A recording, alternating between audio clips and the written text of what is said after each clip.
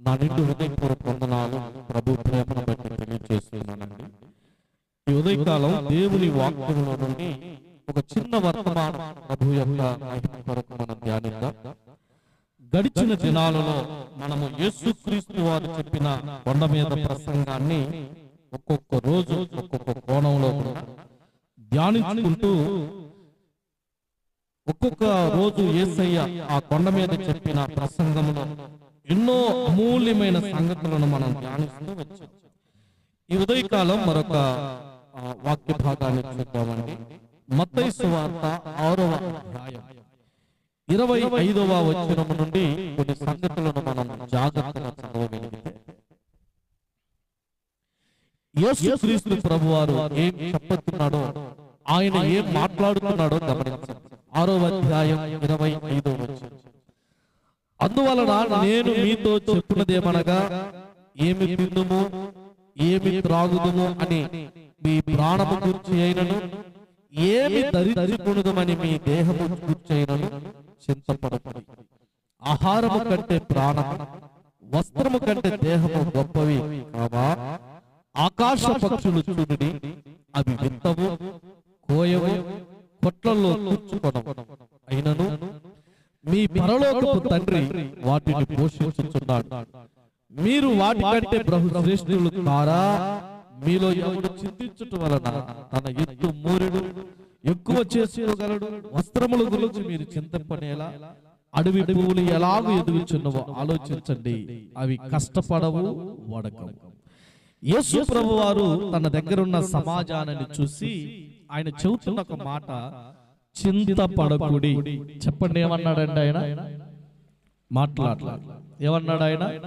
చింతపడకుడి. ఈరోజు ప్రపంచమంతటిని మనం జ్ఞాపకం చేస్తే చింతల మధ్య మానవుడు ఉన్నాడు. చింతించటం అనేది మానవునికి అలవాటైపోయింది. ఏమి తిందుమా, చెప్పండి, ఏమి త్రాగుదమా, ఏమి ధరించుకున్నదమా, ఏం తినాలి రేపు రోజున. ఉదయాన్నే లెగవంగానే మొట్టమొదటిగా మనకు వచ్చే ఆలోచన ఏంటంటే, ఇవాళ ఏం తినాలా, ఏం కట్టుకోవాలా, ఏం ధరించాలా, ఏమి తిందుమా, ఏమి త్రాగుదమా, ఏమి ధరించుకున్నదమా అని మనుషుడు చింతపడుతున్నాడు. మరికొందరికైతే రేపటిని గురించిన చింత, రేపటిని గురించిన చింత కలిగిన వారుగా వాళ్ళు ఉన్నారు. ఎలాగో చెబుతాను చూడండి. రేపేం జరుగుతుందండి, నేను భవిష్యత్తులో నా పరిస్థితి ఏంటి, వృద్ధాప్యంలో నా జీవితం ఏంటి, ఇప్పుడున్న కష్టాల గుండా వెళ్తున్నాను, రేపన్న రోజున నా పరిస్థితి బాగలేకపోతే నా గతేమిటని చాలా మంది చింతించేవారు లేరా? ఏమి త్రిందుమా, ఏమి త్రాగుదుమా, ఏమి ధరించుకుందుమా అని కొంతమంది చింతిస్తుంటే, మరికొందరి చింత ఎలాగుందంటే గమనించండి, ఇలాగంటున్నారు, రేపటి గురించిన చింత. కొంతమందికి నేను ఇంకొక 4 ఇంచులు ఎత్తుంటే భలే ఉండేదండి, 4 ఇంచులు ఎత్తుంటే బాగుండని ఎదుగు విషయమై చింతించే మనుషుడు ఉన్నాడు. వస్త్రముల గురించి చింతించేవారు ఉన్నారు. యేసయ్య అన్నాడు, ఆయన దగ్గరకు వచ్చిన జనసమూహాన్ని చూసి యేసయ్య చెప్పిన మాట, చింతించకుడి, చింతపడవద్దు. మీరు చింతించటం వల్ల ఏది జరగదు. మీకు మాట చెబుతున్నా, గుర్తుంచుకోండి. మానవ జీవితమైన మన జీవితాలలో, దైనందికమైన జీవితంలో ఎక్కువగా చింతించటం మనము చూస్తూ ఉంటాం. చింతల గుండా మన ప్రయాణము కొనసాగుతూనే ఉంటది. అయితే యేసయ్య అన్నాడు, మీరు చింతించాల్సిన అవసరత లేదు. నీకేదైనా ఆధారము లేకపోతే, నీ గురించిన ఆ ఆలోచన లేని వ్యక్తులు నీకు లేకపోతే నీవు చింతపడాలి. నీకు ఒక మాట చెప్పనా, భూమి మీద ఎవరు నీ గురించి ఆలోచించినా ఆలోచించకపోయినా, ఎవరు నీ గురించి చింతించినా చింతించకపోయినా, యేసుక్రీస్తు ప్రభు మాత్రం నీ గురించి ఆలోచిస్తూ ఉన్నాడు. స్తోత్రం చెప్పండి. ఎంతమంది నమ్ముతారండి ఈ మాట? యేసయ్య నా గురించి ఆలోచిస్తున్నాడని తెలుసండి. దేవుని ఆలోచన మనసంతా ఎక్కడుంటదంటే అండి, ఆయన బిడ్డల మీదే ఆయన మనస్సు ఉంటుంది. ఏమి మానవుడేమో దేవుడేమో మనుష్యుని గురించి ఆలోచిస్తున్నాడు, మనిషేమో తనకి ఏమి తినాలా, ఏమండి, ఏమి ధరించుకోవాలా, ఏంటి రేపటి పరిస్థితి ఏంటి, నా జీవితం ఏంటి అని మానవుడు ఆలోచిస్తున్నాడంట. బైబిల్ చెప్పింది, మీరు చింతించటం వల్ల మీ ఎత్తు మోరెడు పెంచుకోలేరు. ఏమండి, మోరెడు పెరగదు చింతించటం వల్ల. నీవు చింతించటం వల్ల నీ తలలో ఉన్న వెంట్రుకలు ఏమి తెల్లగా ఉన్నది నలుపు కాదు, నల్లగా ఉన్నది తెలుపు కాలేదు. కనుక చింతించాల్సిన అవసరత లేదని యేసయ్య చెబుతున్నాడు.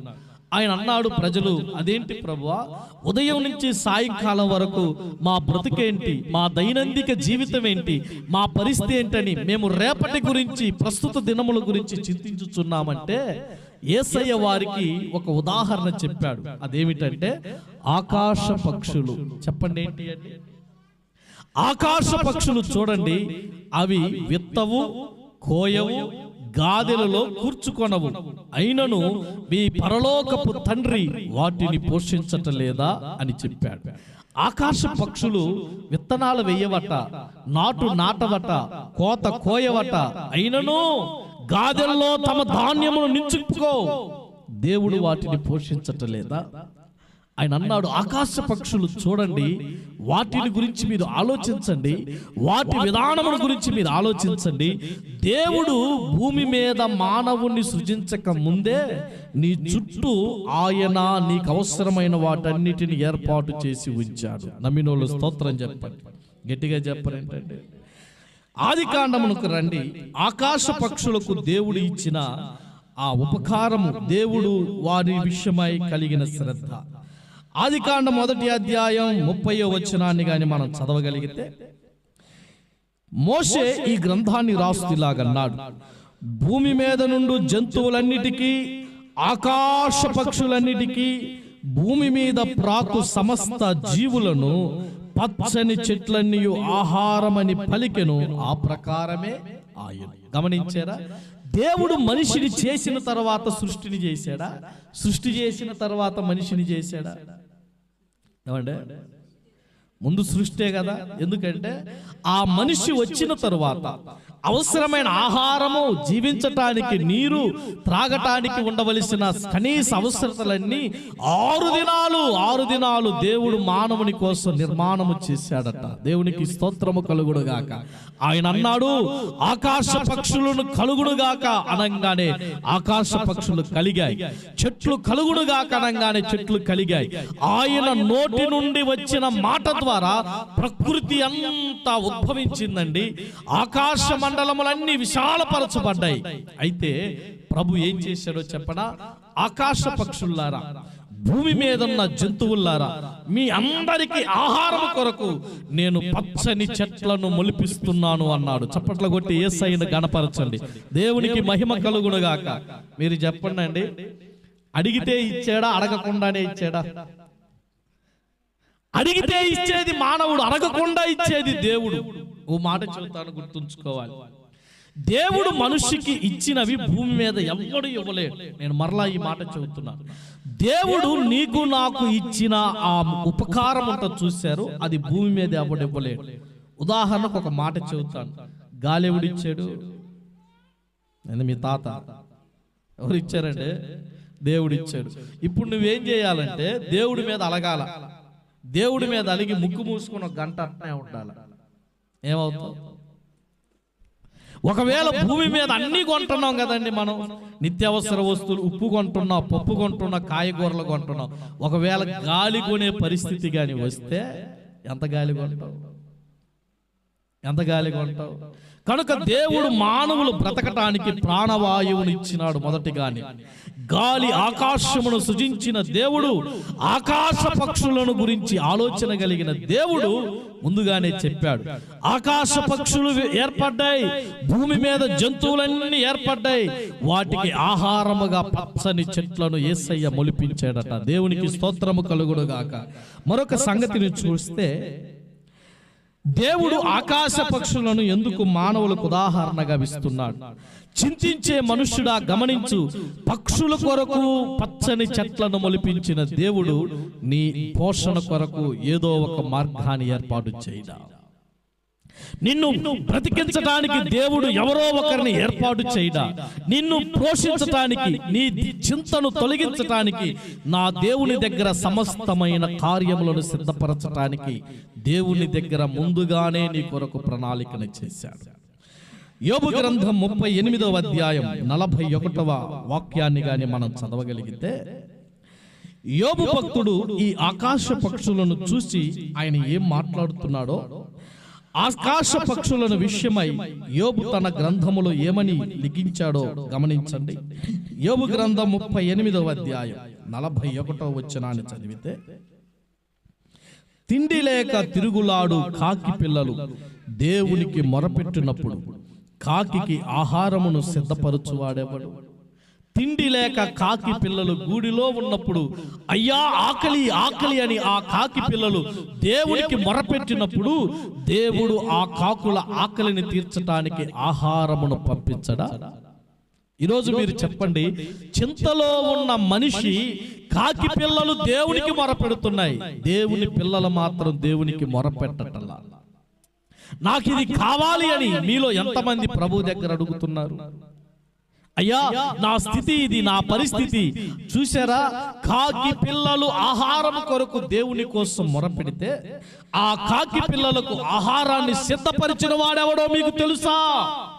ఆయన సర్వ సృష్టికర్త, ఆయన దేవుడు. క్రీస్తునందు ప్రియులారా, కీర్తనల గ్రంథం 147వ కీర్తన 9వ వచనములో ఈ ఆకాశ పక్షులను గురించి మరొక చక్కటి వచనం అక్కడ రాయబడింది.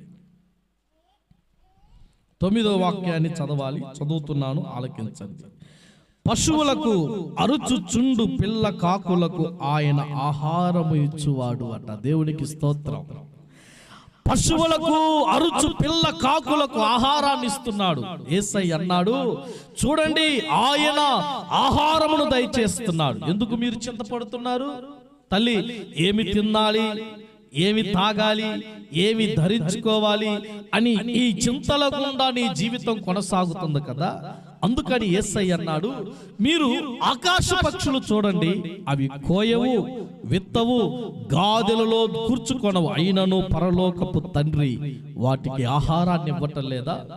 ఆకాశ పక్షులు ఏర్పాటు చేసిన ఎమ్మటనే దేవుడు వాటి ఆహారము కొరకు పచ్చని చెట్లను మొలిపించాడని ఆదికాండంలో చూశాం. అరచు పిల్ల కాకులకు ఆహారం ఇచ్చు దేవుడండి ఆయన. జంతువులకు ఆహారం ఇచ్చిన దేవుడు, ఆకాశ పక్షులకు ఆహారం ఇచ్చిన దేవుడు తన స్వరూపములో తయారు చేసిన మనిషికి ఆహారమునివ్వడా? మనం ఎవరు స్వరూపం అండి? మాట్లాడరు. ఎవరు స్వరూపం అంటే దేవుడు ఎట్టుంటాడు? నీలాగే ఉంటాడు. దేవుడు 6 దినాలలో మనిషి భూమి మీద ఉన్న సమస్తాన్ని సృజించిన తరువాత 6వ దినాన మనిషిని తయారు చేయాలనుకున్నాడు. 6వ దినాన తన రాజ్యమును స్వతంత్రించుకోవటానికి, తన రాజ్యమును నిరంతరం వెతకటానికి, మనుషులు దేవునితో కలిసి ఓ ప్రత్యేకమైన రాజ్యాన్ని స్థిరపరచాలని దేవుని యొక్క ఆలోచనలో నుండి నేల మట్టిని తీసుకొని ఎలా చేశాడు చెప్పండి మీరు?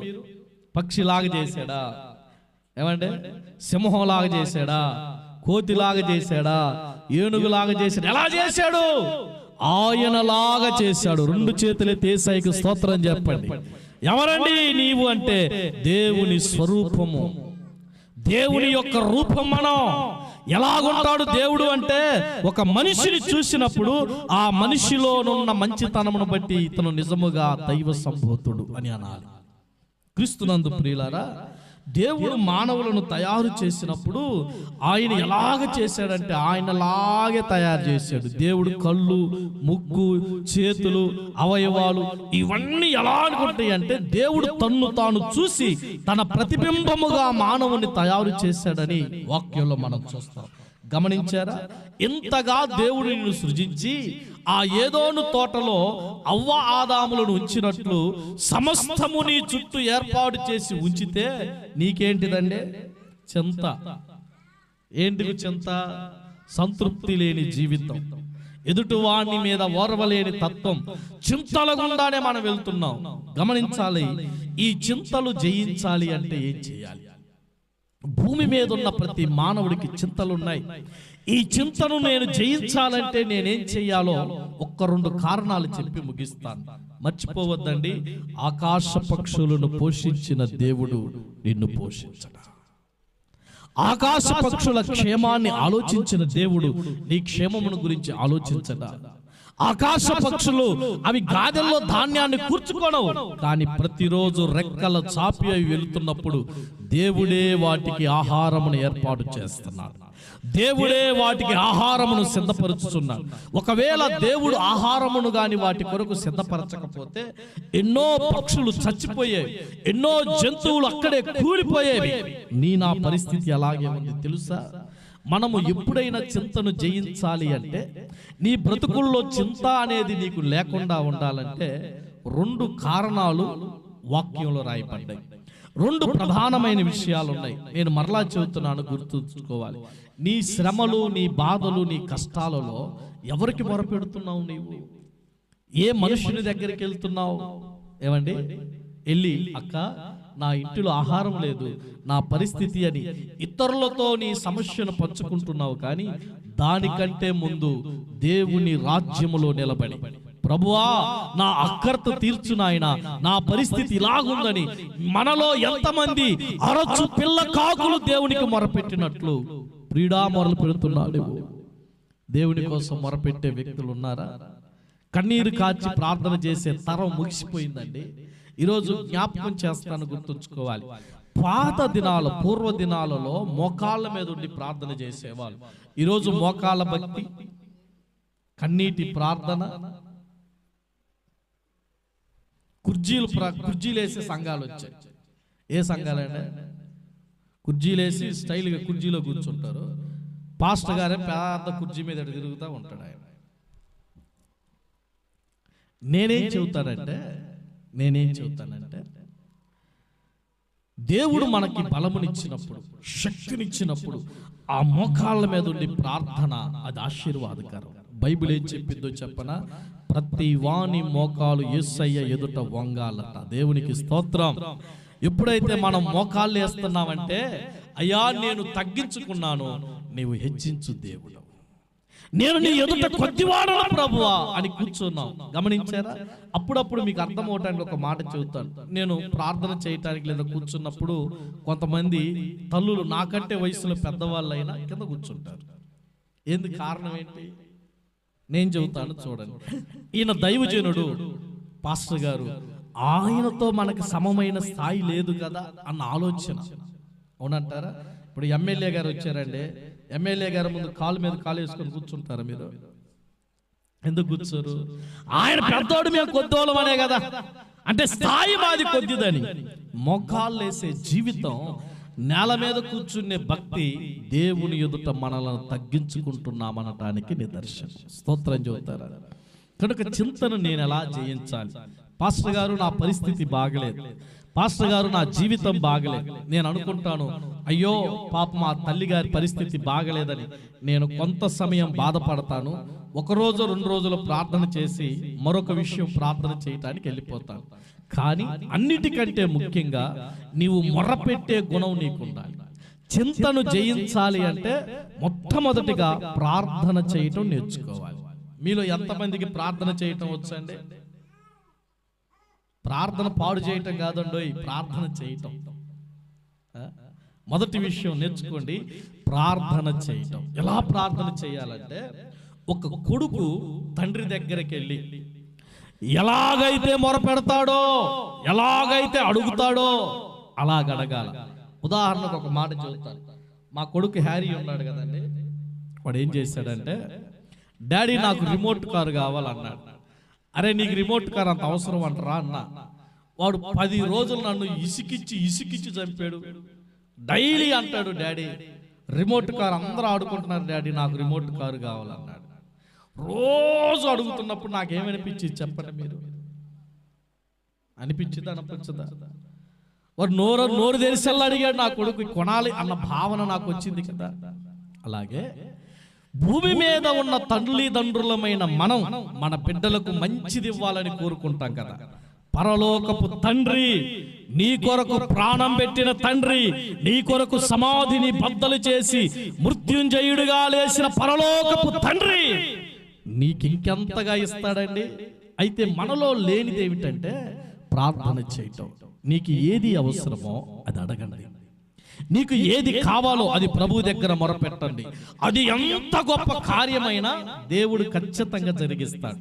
చింతను మనము జయించాలి అంటే మొట్టమొదటిగా మనం చేయాల్సిన పని ఏంటంటే మొర్రపెట్టటం. చెప్పండి అండి, ఏమంటే అర్థమవుతుందా? మొర్రపెట్టాలి, ప్రార్థన చేయటం మనం నేర్చుకోవాలి. రెండవ విషయం ఏంటంటే విశ్వాసములో బలంగా ఉండాలి. ఏమంటే మన విశ్వాసం ఎప్పుడు దిగజారిపోయిందంటే ఆరోగ్యం బాగలేనప్పుడు, ఆర్థిక బాధలు ఎక్కువైపోయినప్పుడు, మన దగ్గర ధనం అనేది ఏది లేనప్పుడు మనకు వచ్చే డైలాగ్ చెప్పనా, ఏందోనండి మందిరానికి రాకముందు సూపర్గా ఉంది, మందిరానికి వచ్చిన తర్వాత మా పని ఉష్. అదే దేవుడు బాగిస్తే మాకు పాస్టర్ గారు వచ్చిన తర్వాత కలిసి వచ్చిందండి అంటారు. అవునా? ఒకవేళ కర్మగాలి ఏదైనా నష్టం జరిగింది అనుకో, మీరేం చేస్తారండి? పాస్టర్ గారు వచ్చిన తర్వాత ఉన్నది కూడా ఊడిపోయిందండి అని అంటారు. క్రీస్తునందు ప్రియులారా, చింత విశ్వాస జీవితంలో మనం ఎప్పుడు కూడా ఎలాగుండాలంటే మనకి ఏది కలిగి ఉన్నా, ఏ పరిస్థితిలో మనం ఉన్నా, మన విశ్వాసాన్ని మాత్రం కరెక్ట్గా కాపాడుకుంటూ ఉండాలి. భక్తులను మాదిరిగా తీసుకోవాలి. యేసుక్రీస్తును విశ్వాసమునకు కర్త అయిన ఆ యేసుక్రీస్తు వైపు చూస్తూ మన పరుగులు తీయాలి. అయ్యా, భూమి మీద ఉన్నప్పుడు ఎన్నో శ్రమలు పొందావు, ఆకలితో అరుచు పిల్లకాకులకు ఆహారం ఇచ్చావు. ఇదిగో ప్రభువా, కుటుంబ సమస్యలతో బాధపడుతున్న వ్యక్తులను ఆదరించావు. రోగములతో 12 సంవత్సరాలు రక్తస్రావముతో బాధపడుతున్న ఆమెకు స్వస్థతనిచ్చావు. నాకు కూడా అయ్యా అని యేసయ్య వైపు చూస్తూ నడవాలా. స్తోత్రం చెప్పండి. ఎవరిని చూస్తండే? ఒకరోజు అపోస్తలుడైన పౌలు మంచి దైవజనుడు, యేసుక్రీస్తును నమ్మక ముందు ఆయన పేరు సౌలు. భయంకరమైన వ్యక్తి, చాలా కర్కోశకుడు, అనేకులను చంపినవాడు, యేసుక్రీస్తు ప్రభువుని దూషించినవాడు. యేసుక్రీస్తు ప్రభు అంటే పడదు ఆయనకి. దేవుని సంఘాన్ని బహుగా పాడు చేసిన ఆయన యేసు ప్రభు దమస్కో మార్గంలో ఆయన దర్శించిన తరువాత ఒకానొక సమయంలో మంచిగా పరిచర్య చేస్తున్న పౌలు గారికి చచ్చిపోతానేమో అని భయం వచ్చేసింది. కొరింథీయులకు రాసిన మొదటి పత్రిక, కొరింథీయులకు రాసిన 2వ పత్రిక, క్షమించండి, 1వ అధ్యాయం 8వ వచనాన్ని మనం చదివితే, పౌలు గారు కొరింథీ సంఘానికి రాస్తూ ఈ మాట అన్నాడు: సహోదరులారా, ఆసియాలో మాకు తటస్థించిన శ్రమను గూర్చి మీకు తెలియకుండుట మాకు ఇష్టం లేదు. అదేమనగా, మేము బ్రతుకుదుమని నమ్మకము లేక ఉండునట్లుగా మా శక్తికి మించిన అత్యధికమైన భారం వల్ల కృంగిపోతుని, మరియు మృతుల నుండేపు దేవుని అందే కాని మా యందు మేము నమ్మిక ముంచుకున్నట్లు మరణమగుదుమని నిశ్చయముగా మా మట్టుకు మాకు కలిగి ఉండెను. అబ్బా, అంత సేవ చేసిన సేవకుడికి ఏమనిపించిందంటే శక్తికి మించిన భారం వచ్చేసిందట. మోయలేనంత శ్రమలు వచ్చి పడ్డాయి. వెలుపట పోరాటము, లోపల పోరాటం. లోపలేమో భయం, బయటేమో కపట సహోదరుల యొక్క కార్యాలు. ఆయన అనేవాళ్ళంట, అయ్యా వందనాలు పౌలు గారు, రండి అని ఇంటి లోపలికి తీసుకెళ్లి ప్రార్థన చేయటానికని కొట్టేవాళ్ళు, హింసించేవాళ్ళు. కొంతమంది ఏం చేసేవాళ్ళు, ఆయనతో కొన్ని దినాలు పరిచర్యలో ఉండి ఆయన మీదే దుర్భాషలాడేవాళ్ళు, ఆయనను అప్పగించాలని చూసేవాళ్ళు, ఆయనను శ్రమ పెట్టడానికి ప్రయత్నించేవాళ్ళు. ఇవన్నిటిని చూసి ఆసియా దేశంలో పౌలుకి చాలా కష్టాలు వచ్చాయి. చచ్చిపోతానేమన్న భయం వచ్చేసిందండి. చచ్చిపోతానేమో, ఇంకా బ్రతకనేమో, అసలు మా మీద నాకు నమ్మకం లేదు, నాకు ఒక్కల మీద నమ్మకం ఉంది. అదేమిటంటే పరలోక దేవుని మీద తప్ప నేను ఏ మానవుని మీద నమ్మకము లేదు అన్నాడు. స్తోత్రం చెబుతారా? ఈ శ్రమల కాలంలో, ఈ చింత కాలంలో పౌలు దేని మీద ఆధారపడ్డాడంటే విశ్వాసం మీద ఆధారపడ్డాడు. విశ్వాసానికి ఉన్న శక్తి ఏంటో మీకు తెలియదండి. విశ్వాసముతో మనము ప్రార్థించినప్పుడు దేవుడు ఆశ్చర్యమైన అద్భుత కార్యాలు జరిగించుతాడు. శ్రమలు వచ్చాయి, చచ్చిపోతానేమనుకున్నాను, బ్రతకననుకున్నాను, ఇంకా నా శక్తికి మించిన ఈ భారాన్ని భరించలేమనుకున్నాను, నా మీద నాకు నమ్మకం లేదు. నిశ్చయంగా నేను ఈ రోజుతో నా చాప్టర్ అయిపోయింది. ఇక నేను చచ్చిపోతాను, చివరి గడియ, ఇంకొక గంటలో చచ్చిపోతానేమో ప్రభువా, నేను చచ్చిపోతాను, నా పరిస్థితి ఏంటి, ఈ సేవ ఏంటి, ఈ పరిచర్య ఏంటి, అయ్యా నీవు నన్ను ఏ చిత్త ప్రకారం ఏర్పాటు చేసావో అని దేవుని మీద మొరపెడుతూ విశ్వాసముతో ప్రార్థన చేస్తే దేవుడు ఆ రాత్రి పౌలుతో మాట్లాడాడు. దేవునికి స్తోత్రం కలుగునుగాక. ఆసియాలో ఆయన వెళ్తూ ఉన్నప్పుడు, ఓడ ప్రయాణం వెళ్తున్నప్పుడు 7 దినాలు సూర్యుడు, చంద్రుడు, నక్షత్రం ఏమి కనపల్లా. ఆ ఓడ నావికుడు బరువైన వస్తువులన్నిటినీ నేలపాలు చేశారు. ఆ ఓడ ప్రయాణిస్తూ అనుకోని రీతిగా ఒక పెద్ద ఇసుక దెబ్బకు తగిలి ఒక ప్రత్యేకమైన దీపంలోకి వెళ్ళిపోయారు. ఏం చేయాలో అర్థం కాల పౌలుకి. బాధపడుతున్నాడు, భయంకరంగా ఆయన దుఃఖపడుతూ చింతపడుతుంటే గడిచిన రాత్రి దేవుడు పౌలు దగ్గరకు వచ్చి మాట్లాడుతున్నాడు. దేవునికి స్తోత్రం చెప్పండి గట్టిగా. చింతలలో నీవు ప్రార్థన చేసినప్పుడు దేవుడు నీ దగ్గరకు వస్తాడండి, నీతో మాట్లాడతాడండి. ఏమని మాట్లాడతాడో చెప్పడా? పౌలా, నీవు భయపడవద్దు, నీకే గాని ఓడలో ఉన్న వారికి ఏం కాదు, నీ తలలో ఒక్క వెంట్రుక కూడా నశించదని నేను నీకు అభయం ఇస్తున్నాను అన్నాడు దేవుడు. స్తోత్రం. ఏం చెప్పాడండి పౌలుకి? ఆయన విశ్వాసంతో ప్రార్థన చేస్తే, చచ్చిపోయే పరిస్థితిలో ఆయన ప్రార్థన చేస్తే దేవుడే డైరెక్ట్ గా వచ్చి పౌలుతో మాట్లాడాడు. నువ్వు భయపడొద్దు, నేనున్నా, నేను నీతో ఉన్నంత కాలం ఏది నీ యొద్దకు రాదు, నేను నీతో నడిచి ఉన్నంత కాలం ఏ అపాయము నీ యొద్దకు రాదు. నీ విషయమై నాకు ఆలోచన ఉంది. పౌలా, నీవు ఆసియాలో నా కొరకు సాక్షిగా నిలబడ్డావు, రోమాలో కూడా నా కొరకు సాక్షిగా నిలబడా. నా చిత్తం నెరవేర్చే వరకు నిన్ను వదలను, నిన్ను తీసుకెళ్లి రాజుల ఎదుట నిలబెట్టి వాక్యం చెప్పిస్తాను అన్నాడు. దేవునికి స్తోత్రం చెబుతారండి. పౌలు కాలం ఎలాంటి కాలం చెప్పనండి. పౌలు ఏ దేశంలో అడుగు పెడితే ఆ ఊరిలో ఉన్న మాంత్రికులందరూ మారిపోయేవాళ్ళు, ఆ ఊరిలో ఉన్న వ్యభిచారులు మారిపోయేవాళ్ళు, ఆ ఊరిలో కఠినమైన వారందరూ మారిపోయారు. పౌలును చూసి ఆనాటి కాలం ఏమందో చెప్పనా, భూమిని తల్లకిందులు చేసేవాడు మన ప్రాంతానికి వచ్చాడట. దేవునికి స్తోత్రం కలుగునుగాక. ఏం చేశాడండి సేవ! ఈ సాక్ష్యం నీలో మనలో రావాలని ఆ వైరాగ్యం నాకు ఎక్కువగా. మనం ఎక్కడ అడుగు పెడితే అక్కడ సాతాను కోటలు కూలిపోవాలా. ఎక్కడ అడుగు పెడతామో అక్కడ దేవుని విస్తారమైన రాజ్యము కట్టబడాల. అనేకులు పాపంలో ఉన్నవారు రక్షించబడాలి. అనేకులు దైవ సత్యమును ఎరిగి సత్యదేవుని దగ్గరికి రావాలి. ఈ ప్రయాస, ఈ ఆలోచన, ఈ భారం పౌలు గుండెల్లో ఉందండి. చింతన జయించటానికి పౌలు ఎన్నుకున్న మార్గం విశ్వాసం. చెప్పండి అండి, ఉన్నారా లేదా ఇక్కడ? మనమ్మ గారు ఏం చేయాలి? ఏం చేయాలి?